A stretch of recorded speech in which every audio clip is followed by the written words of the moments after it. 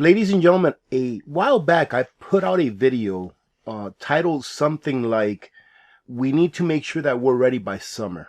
Okay, and the premise behind that video is something that I've been looking at for a while, and it's the fertilizer problem. Okay, but on top of that, there are other factors that even if we got all of the fertilizer and glyphosate and all that kind of stuff that we need in order for farmers to be able to get a good harvest, there's another problem in the horizon.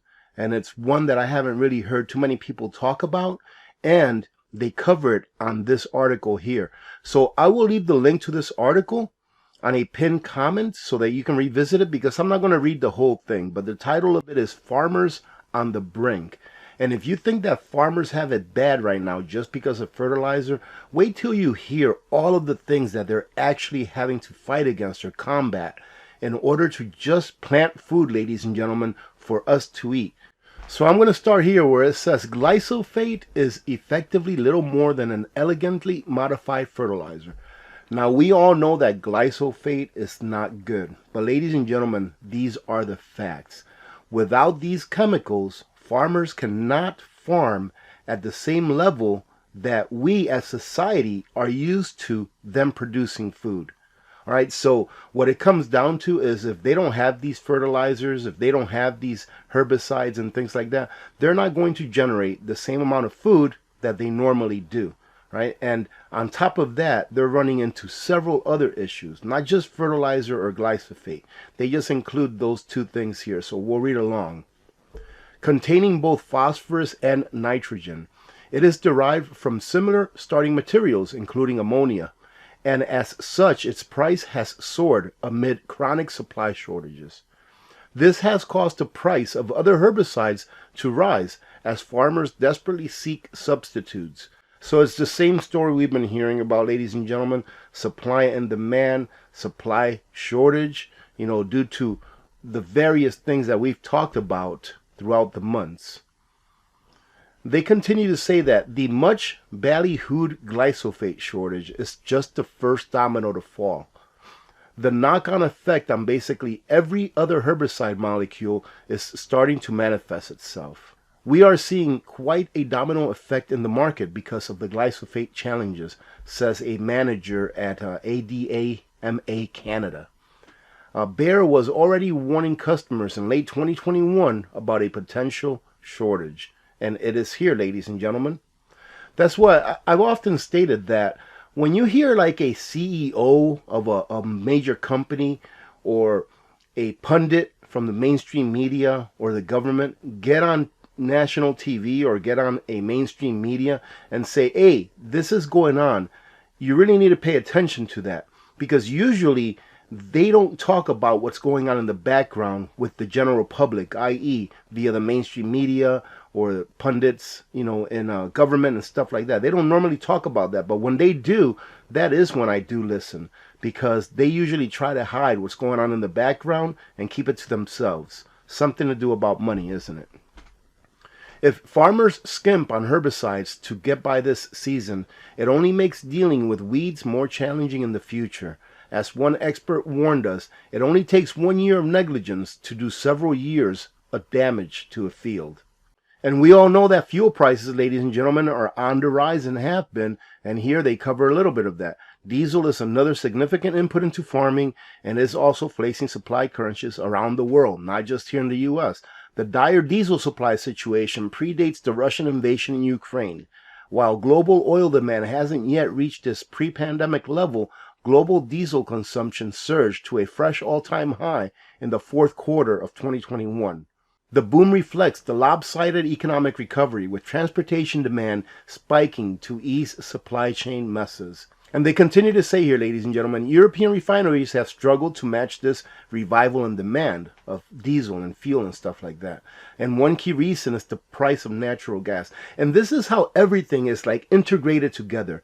Who would have thought that natural gas has anything to do with like diesel fuel or with fertilizers or anything like that? I know that before I started looking into all this mess, I really didn't think any of that had anything to do with each other.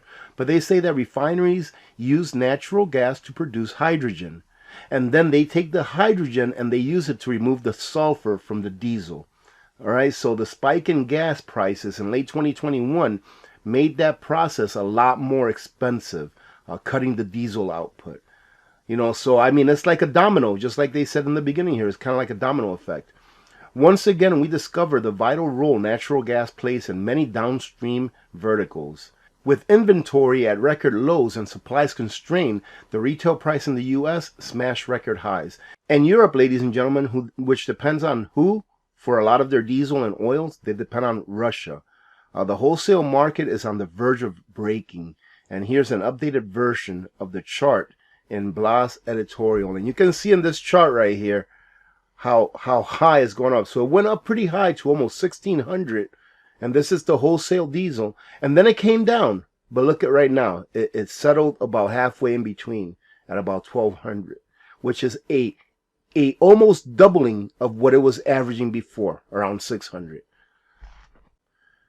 And they continue to say, ladies and gentlemen, that even though it's getting very expensive to fuel farm vehicles, right, and pretty much all vehicles, that's not the only challenge.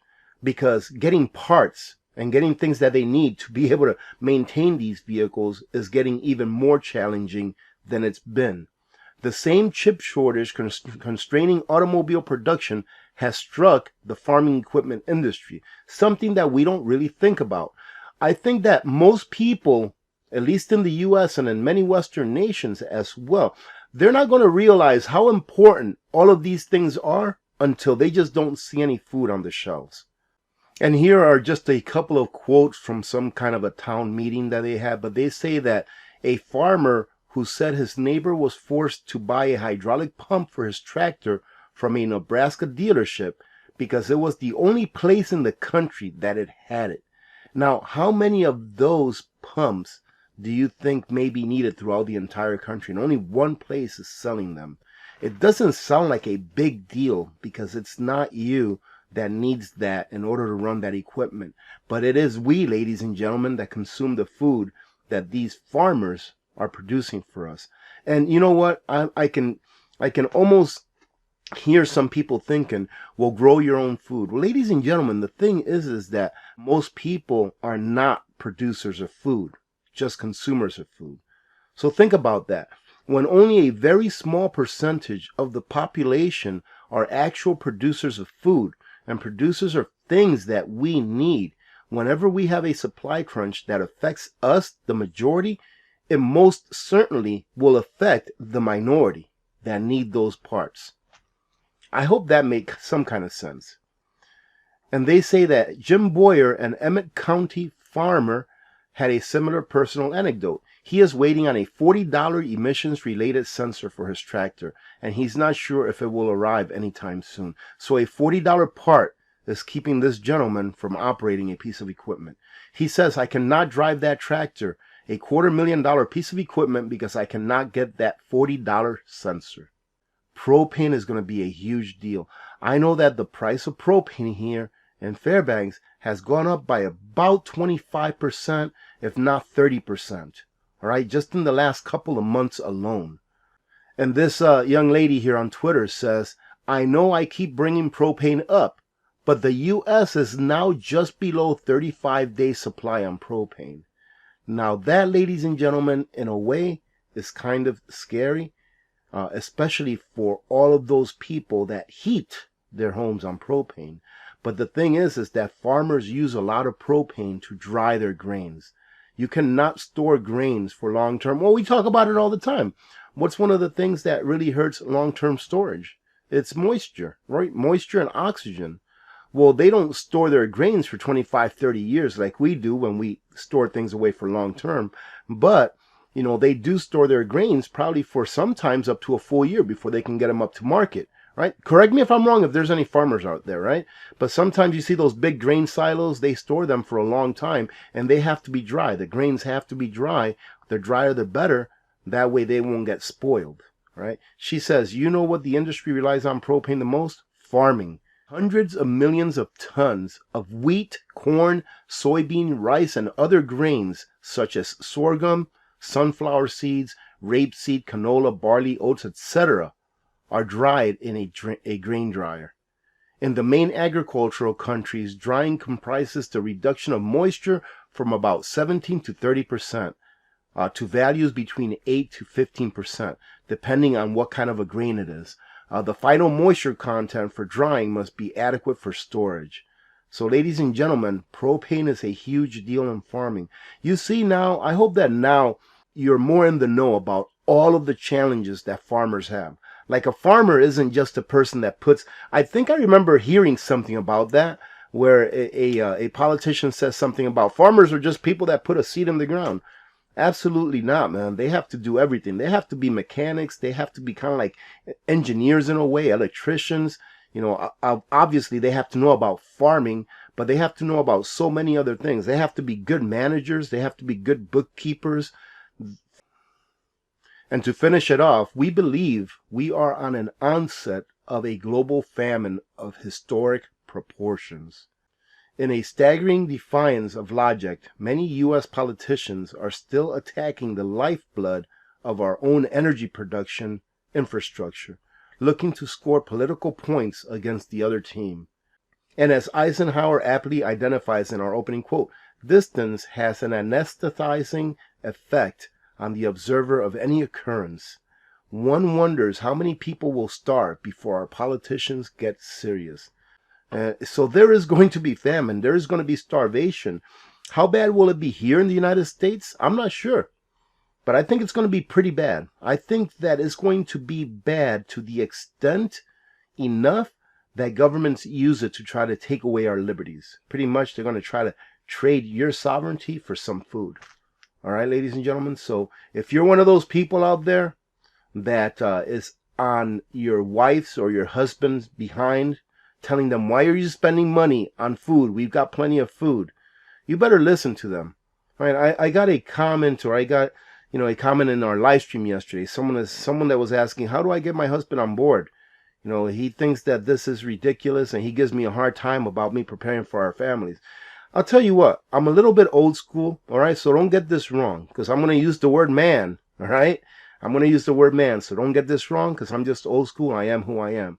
If you're a man out there, and you are in charge, and your responsibility as a man is to take care of your family and make sure they have the things that they need, try looking ahead, right? Try not living in just the now, but try looking ahead and ask yourself, if there is no food available at the store, am I going to sell out my sovereignty and my family's sovereignty to an entity that's going to offer me a can of food or a loaf of bread because I wasn't man enough to think ahead to take care of my family? That is your job. What else is there but taking care of your family and making sure that they have everything they need, right? Then what are you going to do when there's no food on the table? You're going to sell out your sovereignty for a loaf of bread? You're going to watch your kids starve because you didn't have the internal fortitude to say, yes, honey, I was wrong. Go tell your wife, sir. Go tell her I was wrong. Teach me how to prep. Pride is going to make a lot of people starve in the United States. Not only in the U.S., but throughout the world. Your pride is going to be that one thing that you will wish you would have put on check, because it will have a lot of people starving. Instead of saying now, yes, honey, I'm sorry that I berated you for being a prepper. I'm sorry that I berated you for trying to look out into the future and taking care of our family when things get tough, because things aren't always great. Sometimes you have storms and crises. Just say, I'm sorry, teach me how to prep, and do the right thing for your family. Having said that, I don't want to go on a rant here. Remember to be good to each other, ladies and gentlemen. When good people do good things happen. Remember to reach one, teach one, and repeat. If we all did this, the world would be a better place, and you know that it will be a better place. Many blessings to all of you and your families. I'm Alaska Prepper. I am out. Ladies and gentlemen, I understand that not everyone is in the part of their preparedness plan where they should be storing long-term freeze-dried food. But if you are, take a look at Nutrient Survival. I stand behind this food because it is the most nutrient-dense food in the market. It tastes great. They have outstanding customer service, and the company is run by great people that I call my friends. You're not going to find a more nutrient-dense food that tastes good and is reasonably priced when compared to other major brands. I wouldn't stand behind Nutrient Survival if I didn't personally use it and love it. So feed your freedom with Nutrient Survival.